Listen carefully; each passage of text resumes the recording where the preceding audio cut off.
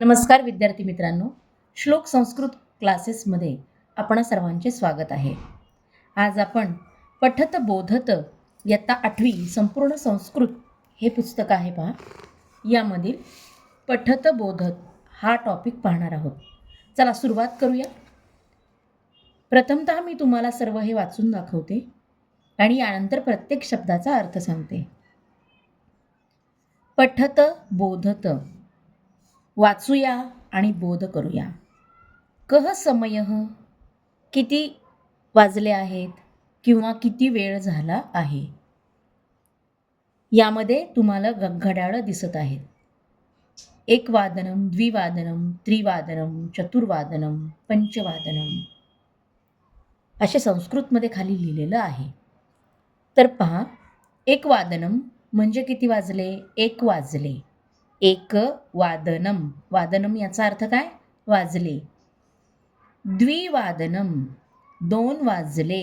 वादनम याचा अर्थ काय? वाजले. त्रिवादनम, चतुर्वादनम, पंचवादनम. ठीक आहे, म्हणजे तुम्हाला ह्या घड्याळावरून समजले सगळ्यांना. 1 वाजले, 2 वाजले, 3 वाजले, 4 वाजले आणि 5 वाजले. तर आता आपण हे खाली जी सगळी घड्याळं दिसत आहेत यावरनं पाहूया. बालकः याचा अर्थ मुलगा. कदा, केव्हा. किम करोती, काय करतो. तर पहा पूर्ण प्रश्नाचा अर्थ, मुलगा केव्हा कधी काय करतोय. तर आता आपण मुलगा कधी काय करतोय आणि इथं एक चौकोन दिसतोय. या चौकोनामध्ये मुलाचं आणि मुलीचं चित्र आहे. मुलगा आणि मुलगी हे दोघं किती वाजता कोणत्या कोणत्या क्रिया करतायत हे आपण आज घड्याळाद्वारे तुम्हाला मी सांगणार आहे. प्रथमतः पहिल्या घड्याळामध्ये 6 वाजलेले दिसत आहेत. तर संस्कृतमध्ये त्याला षडवादने उत्तिष्ठती म्हणजे 6 वाजता उठतो. दुसऱ्या घड्याळामध्ये सपाद षडवादने दंतधावनम करोती. सपाद पहा, मगाशी मी वादनम या शब्दाला अर्थ काय मराठीमध्ये सांगितला? वाजले. आणि आता सपाद, सपाद म्हणजे सव्वा. आपण म्हणत नाही का 6:15, 7:15, 7:15 त्याप्रमाणे सपाद याचा अर्थ काय होतो? सव्वा. मग सपाद षडवादने दंतधावनम करोती याचा अर्थ काय होतो? 6:15 वाजता तो दात घासतो. दंतधावनम याचा अर्थ काय? दात घासतो. त्याच्यानंतर पुढं पाहूयात. सार्ध षडवादने स्नानम करोती. सार्ध याचा अर्थ काय? अर्धा. म्हणजे 6:30 वाजता तो आंघोळ करतो. त्यानंतर पादोन सप्तवादने दुग्धम पिबती. 6:45 वाजता तो दूध पितो.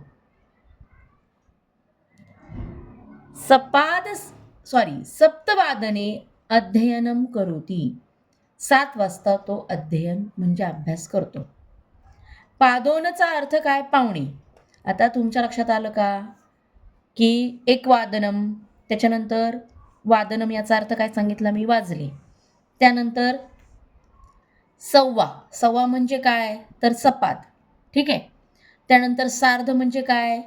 सार्ध म्हणजे साडे. आपण म्हणत नाही का 6:30 वाजले, 7:30 वाजले त्याप्रमाणे. आणि पादोन याचा अर्थ काय? 7:45 वाजले म्हणजे 7:45 वाजले असं म्हणतो की नाही, त्याप्रमाणे पादोन सप्तवादने दुग्धम पिबती म्हणजे 7:45 वाजता तो दूध पितो. सप्तवादने अध्ययनम करोती, 7 वाजता तो अध्ययन करतो. ठीक आहे, इथंपर्यंत सगळ्यांना समजलंय. आता पहा, परत एकदा मी तुम्हाला अर्थ सांगते. पादोन याचा अर्थ पावणे, सव्वा याचा अर्थ सपाद संस्कृतमध्ये आणि सार्ध याचा अर्थ सार्ध म्हणजे 6:30. ठीक आहे. आता सार्ध सप्तवादने गृहकार्यम करोती. 6:30 वाजता तो घरातील कार्य करतो, काम करतो. त्यानंतर 7:30 वाजता सार्ध सप्तवादने याचा अर्थ काय? 7:30 वाजता तो घरातील कार्य करतो. त्यानंतर 8 वाजता म्हणजेच अष्टवादने प्रातराशम करोती म्हणजे 8 वाजता तो नाश्ता करतो.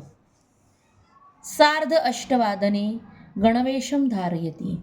तो 8:30 वाजता गणवेश धारण करतो म्हणजे गणवेश घालतो. त्यानंतर नववादने द्विचक्रिकया शालां गच्छति. त्यानंतर तो 9 वाजता 2 चाकी म्हणजे सायकलवर शाळेमध्ये जातो. दशवादने विद्यालय प्रारंभ भवति आणि 10 वाजता विद्यालयास सुरुवात होते. त्यानंतर सार्धपंचवादनपर्यंतम शालात गृहम आगच्छति आणि 5:30 पंच म्हणजे किती 5 5:30 वाजेपर्यंत तो शाळेतून घरी येतो. मग या पठत बोधतमध्ये महत्त्वाच्या कोणत्या 4 गोष्टी आहेत तर बघा, आपण महत्त्वाचं सांगायचं म्हटलं तर सपाद म्हणजे सव्वा, संस्कृतमध्ये सपाद म्हणतात. अर्धा तास म्हणजे 30 मिनिटाच्या वेळाला सार्ध असं म्हटलं जातं आणि 45 मिनिटाच्या वेळाला म्हणजे पादोन असं म्हटलं जातं आणि पूर्ण 1 तासाच्या ह्याला डायरेक्ट सप्तवादने अध्ययनम करोती, 1 वादने अध्ययनम करोती असं म्हटलं जातं. तर या पाठामध्ये आपण पठत बोधत म्हणजे घड्याळ शिकलो आहोत. तर सर्वांनी 1 वाजल्यापासून ते 12 वाजेपर्यंत म्हणजे 1चं घड्याळ, 2चं घड्याळ, हे 3चं घड्याळ अशी जी घड्याळं काढली आहेत ती तुम्ही सर्वांनी वहीमध्ये घड्याळं काढायची. हा तुमचा अभ्यास. धन्यवाद. तुम्हाला हा माझा व्हिडिओ आवडला असल्यास लाईक करा, सबस्क्राईब करा आणि शेअर करायला विसरू नका. आपण पुढील व्हिडिओमध्ये भेटूया. धन्यवाद.